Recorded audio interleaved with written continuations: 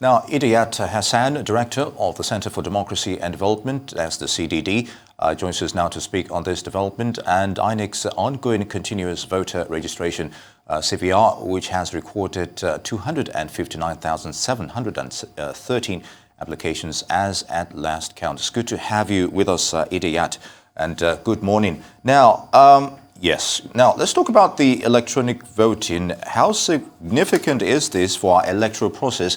And there still seems to be some opposition to it. Your thoughts? I think that really at this point in time, we are very much concerned in terms of the electronic transmission of results, even as against the voting, which the continuous voters registration has shown us how useful, effective, and seamless it could really be. Because from the comfort of your house, you can actually vote without having to expose yourself, for instance, to this COVID-19 or the insecurity that often makes people not want to turn up to actually vote. But be that as it may, the ongoing continuous voters registration exercise is really a positive development.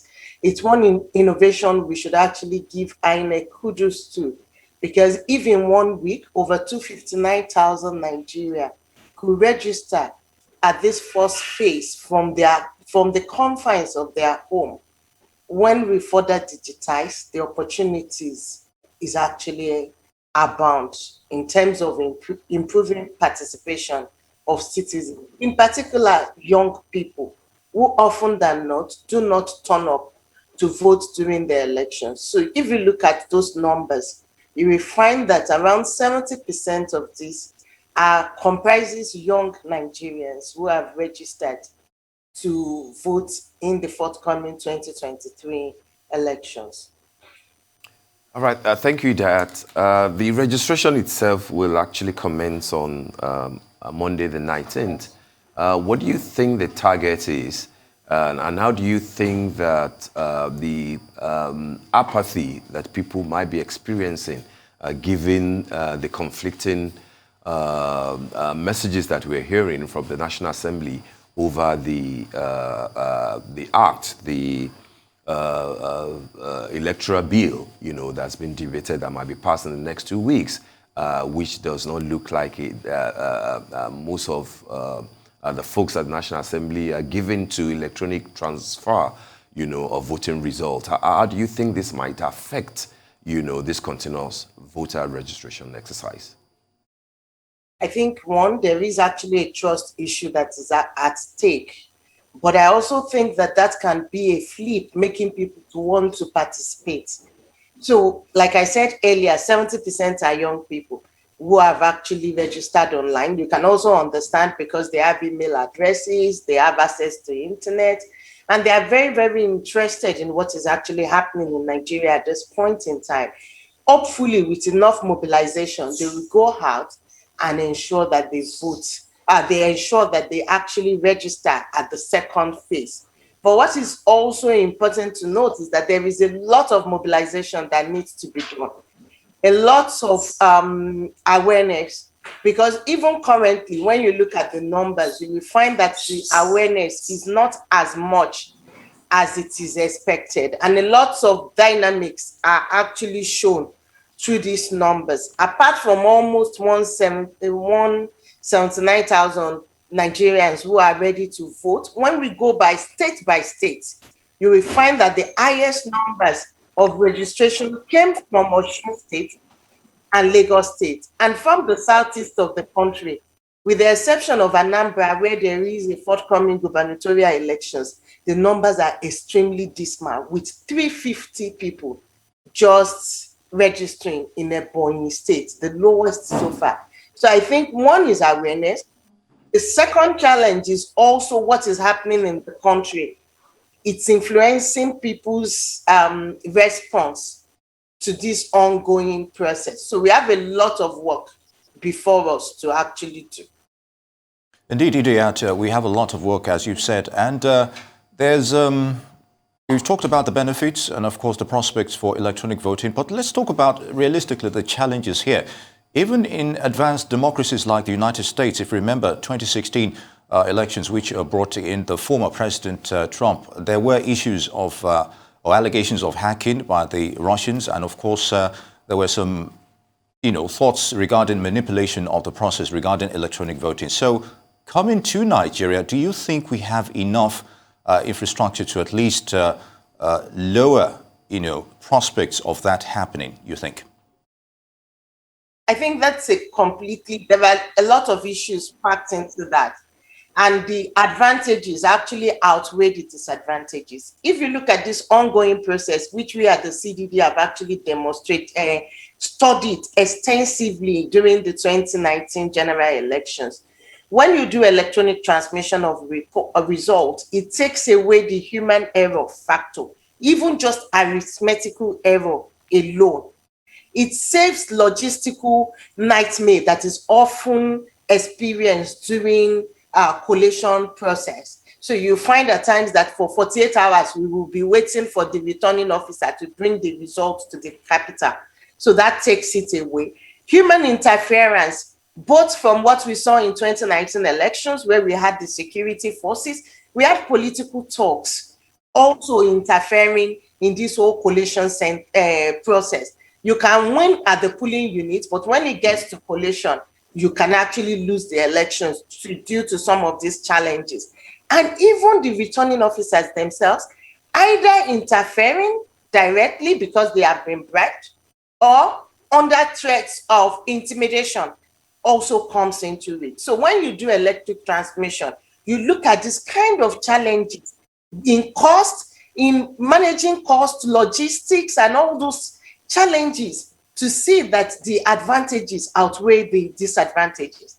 Now, on the other side, when you are actually talking in terms of interference, nobody gets into electronic transmission of result without necessarily having an ethics and a cyber-secured approach to it. So there would actually be this cybersecurity, which will be taken into cognizance in terms of doing that. In fact, you look at Ukraine, you look at every other countries, they were able to do this ahead of the elections. I'm talking of smaller countries like this. So that comes into play. Then even the ethics, because there are a code of ethics that applies in all these electronic use during elections. So that also comes into play. Now, don't also forget that we are thinking in terms of a dual process, where whatever you are transmitting will be complemented by the paper trail in this during the elections. And Kenya gives us an example of it. If you look at the Kenyan elections and you look at the observers' reports and the fact that they even had the opportunity during the last presidential elections to approach the court, they were able to immediately identify the anomalies in these elections. So these are lots of possibilities that you can think of. And when you think in terms of making a process better, I think this is just very, very perfect if you look at the interference from all actors during the elections. Okay, that's a good explanation there. But is CDD planning towards working with INEC in terms of sensitization because of the abysmal response that you mentioned as far as youths coming out to register is concerned? How are we going to galvanize the system so that people can actually come out and register?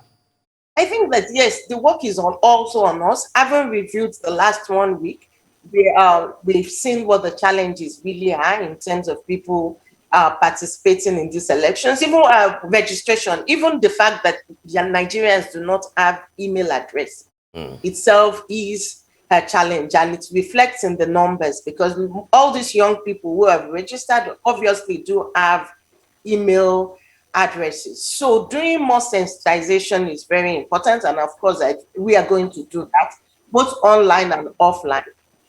But ensuring the most important one is even these numbers, ensuring that they turn up at the next level to finalize the registration process.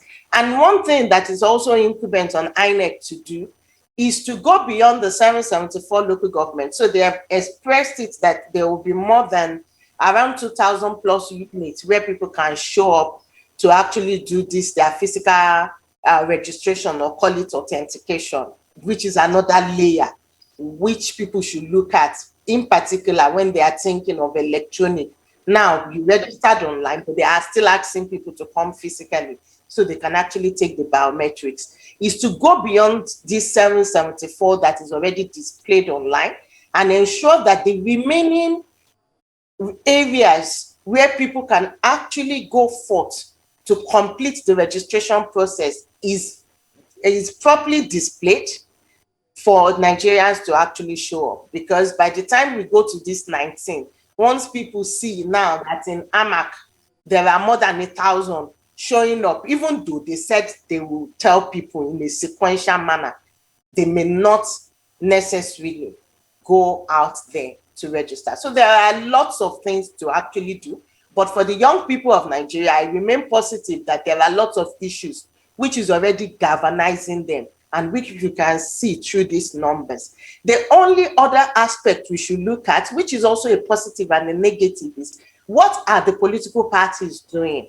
So if you look at the numbers from 67,000 plus from Osun State alone and 30,000 plus from Lagos State, what is making people in those two states to actually register? Is it political mobilization, or what are the interests there? And how can other people also do the same while we become very circumspect in those numbers itself? Because obviously those states are really mobilizing their citizens to register in this process. All right, Idayay Hassan, I would like you to hold your thoughts on those issues. We will have you back on the other side. We have to go for a break. You're still on The Morning Show. We'll be right back. Stay with us.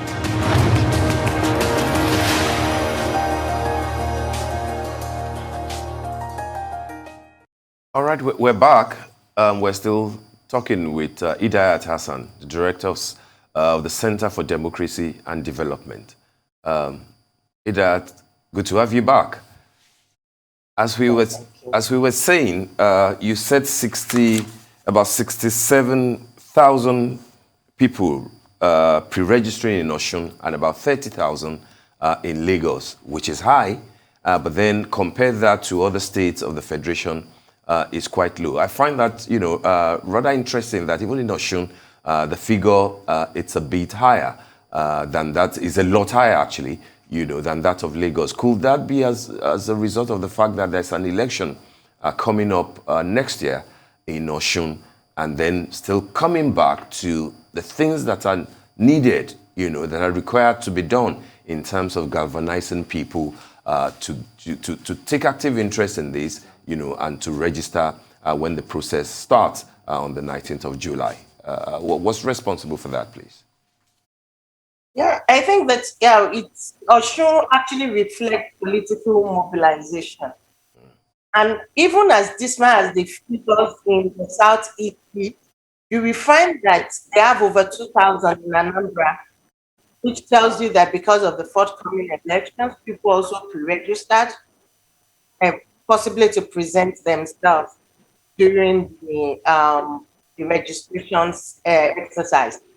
Then you look at Imo, which is the next one in Southeast, find that they have over 1,000 registrants, pre-registration, which also tells you that it's an APC state, so they will all want to actually go out there.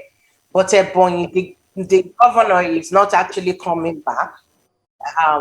He's finishing his 2 terms already. So some of these figures are also represented in the fact that there are forthcoming elections, and maybe that has led to a lot of political mobilization in those states. But there is a lot that we really need to do.